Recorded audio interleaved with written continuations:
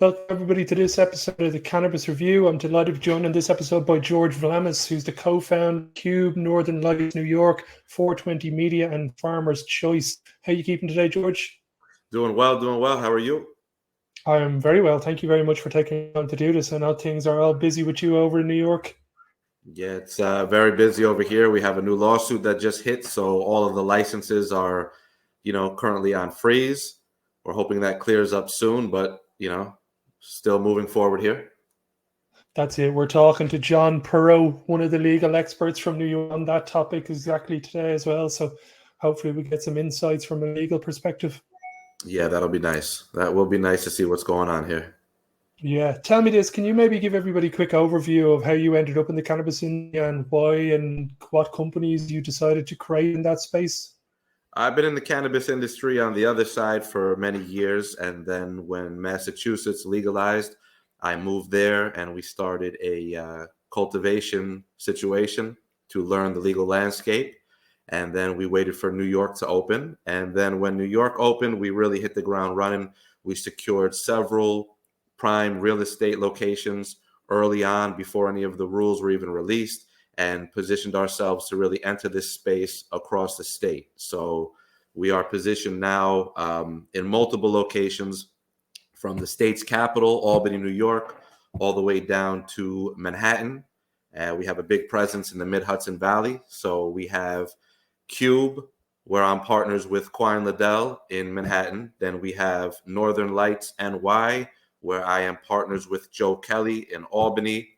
Then we have another site coming online in Fishkill, New York, New Paltz, New York, and Newburgh, New York at the moment. So those are the three brands. And then we created, Quan and I, we founded NY420, where we put up a website where we allow anybody in the cannabis space in New York that's participating to have free advertising and showcase their brand, everything that they're doing, a link to where they want to drive traffic. And it's a website where people entering the space can come and basically find every service you need to open up a dispensary in the state. Okay, very interesting. I might start off with Qube as our first topic of discussion. This chain of dispensaries that you're going to have throughout New York City or New York State, and what is the purchasing process when you're deciding what kind of flower and what kind of products are stocked at Qube? Well, we have a good relationship with a lot of the cultivators and processors now for the last couple of years since they started coming online.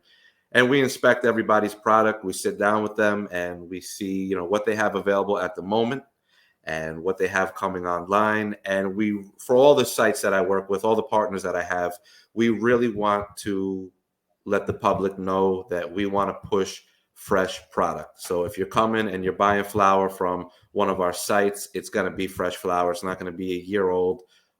So that's how we work with the cultivators, is we try to tell them, look, you want to have space on the shelf. We want to support you. We just want to have fresh product. We're not looking to take in last year's crop, and we want that to transpire good with the customer coming in. So we're always looking to try and bring in new and exciting products as fresh as possible. And when it comes to the cultivation of flower and the products that you're accessing, is it all direct coming from New York farms? It has to be, yeah. We have to purchase from New York cultivators and processors. And is there specific companies that are standing out from the rest when there seems to be the cultivation in New York? Or is it a case where in Canada we're going to see the smaller operators, the more craft operators produce the better quality flower? I mean, listen, it's very early on now, so I don't know how comfortable I feel calling everybody out and saying who's better than who. But listen, there are definitely some companies that are much larger than others. And there are people who have very small craft operations. So you're going to have a mix of both, right? You're going to have people that can supply, 200-300 SKUs for your dispensary. You're going to have people that specialize in 2 or 3 that have a supreme quality compared to everybody else. So it'll be a healthy mix, still very early, but, there are a handful of companies that I think are going to survive a long time. Now, when it comes to the current retail landscape in New York, we obviously have seen a lot of illegal operations opened up, but then some smart policy work by the Cannabis Commission in New York looking to try and close these down. What does the current retail landscape look like in Manhattan at the moment compared to the rest of the state? I mean, listen, the Office of Cannabis Management, the governor, all the powers that may be in New York State, they're going to do the best they can to minimize these illegal shops. You know, unfortunately, at the moment, Manhattan is flooded with them.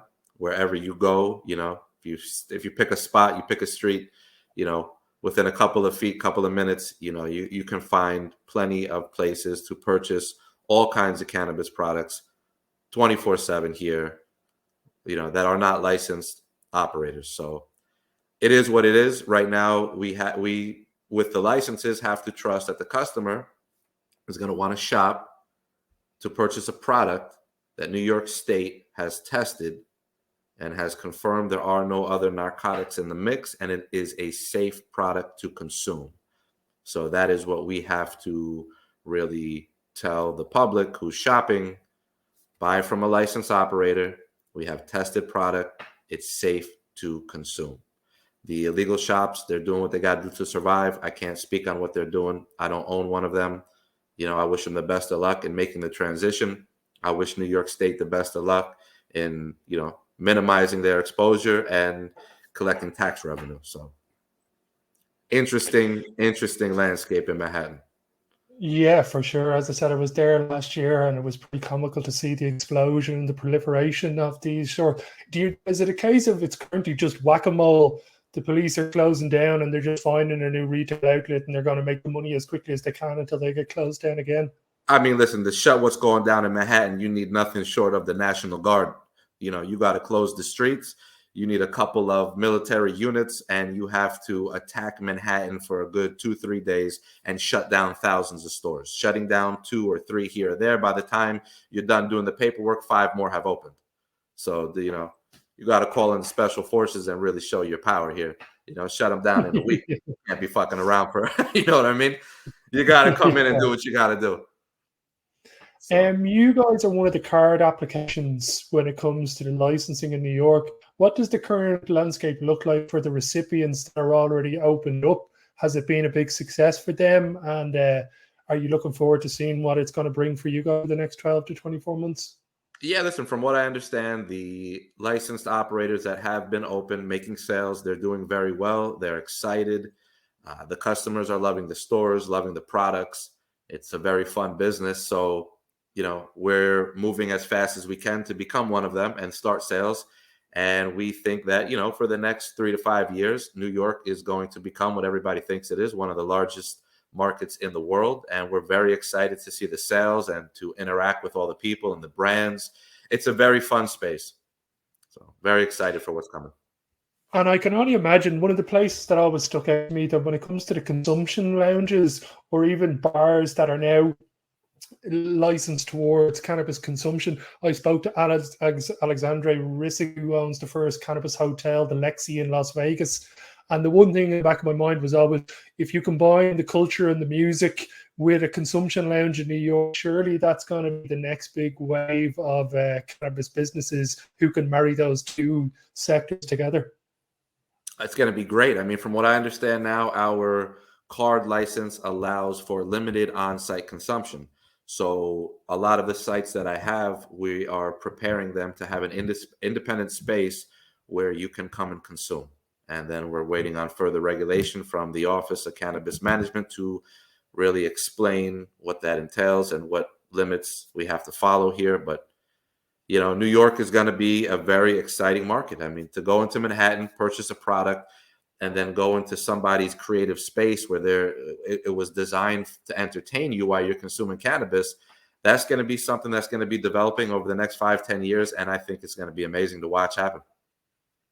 Yeah, and I think from this side of the pond, it's one of those, if New York didn't already have enough unique selling points, that being able to go to Manhattan and, as I said, go to one of these lounge, whatever part of the scale it ends up being on, and being able to enjoy that product and the consumption mixed with the media over there, I think is going to be very advantageous for holiday makers and for tourism for the sector as well.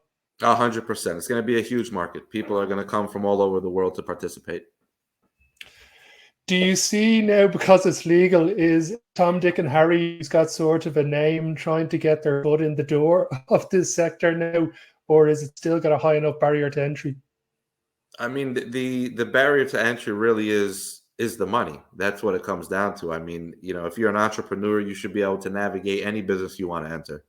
So a lot of people want to enter the space that haven't been in the space. I mean, this is my first time in the space, but it's easy in my opinion, right? The state issues regulation. You follow the fucking rules. If you know how to read, you can operate. That's what it comes down to. Your average person, they want to talk, or even people in the space, they tell you, oh, it's a hard business. You've never been in cannabis. Get the fuck out of here. This is easy shit, man. You follow what the state says, you raise some money, and you open a business like it's anything else. So anybody who wants to enter the space, find your money, read the regulation, have a creative session, come up with what you're going to do. And at the end of the day, we're selling weed. Follow the rules and you keep your license. That's it. Yeah. When it comes to the actual retail locations in Manhattan, I was reading up at a number of rules of it has X amount of meters or distance away from each other. Is that something that people have been cherry picking the retail locations, knowing what the parameters were for these retail locations in advance? Or what is your input on choosing a retail location in Manhattan? I mean, I think the rules are 500 feet from any school, and the school, I think it's defined K through 12. 200 feet from any house of worship. That's the main factors. And 1,000 feet, at least from Manhattan, 1,000 feet from any other licensed dispensary.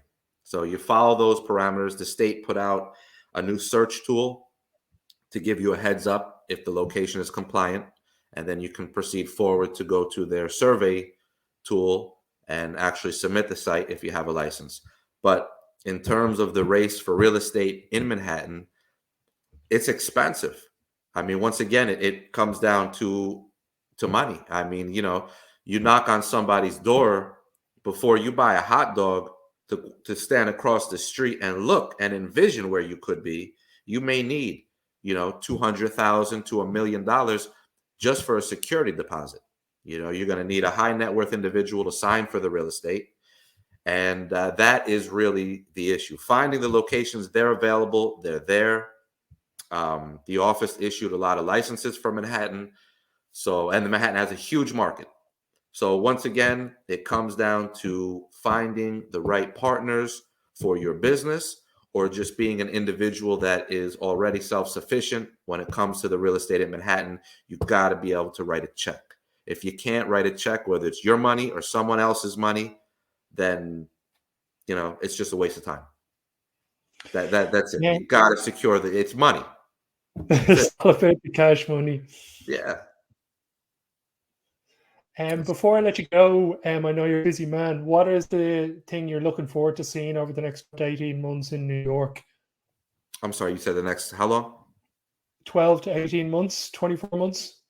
I would like to see everybody open. I'd like to see myself open. And, I'd love to see the support we have from the residents of New York and the surrounding states, and all the international travelers come and experience the amazing brands that pop up here. I would love for all the cultivators and processors to have an abundance of dispensaries to sell to and see them stabilize their situation. Our farmers need stores to sell to in order to get back the investment and be able to maintain their financial responsibilities. I'm looking forward to the grower showcases that the state is allowing, where we can have these independent events off-site from the dispensary with music and there's so much exciting stuff here. But I really just want to see the market come alive. I think the Office of Cannabis Management has been tasked with a crazy scenario here to open up the largest consumption market on the planet. They're doing the best they can. They're doing a great job. Shout out to the OCM. They're pivoting every time they have to. They're making adjustments every time they have to. They're battling lawsuits, and they're doing the best that they can. And I praise them for the work that they're doing, and I'm excited to see this market open. And congratulations to everybody who's in the space or coming in the space. And I hope to have and invite about 400 or 500 people here to our rooftop grand open event for Qube in Manhattan. We have a big party plan. Oh my God, when's that happening? I'm hoping at some time before Halloween. Let's see what happens with this current lawsuit. Might be delayed a little bit, but we have an amazing venue, 25 stories high. I think we are allowed to bring 300-400 people. We're going to really invite the industry and kind of make it one of the premier gatherings and grand openings that New York has seen for one of these retail dispensaries. Incredible. Well, I'm over in New York pretty regularly, mate. I look forward to meeting up in person. And if not, hopefully we can touch base once Qube is opened up and we can get an update on how business is going for you guys. But for now, thank you very much for your time. It's been very much appreciated. All right. Thank you for the interview. Until next episode, everybody.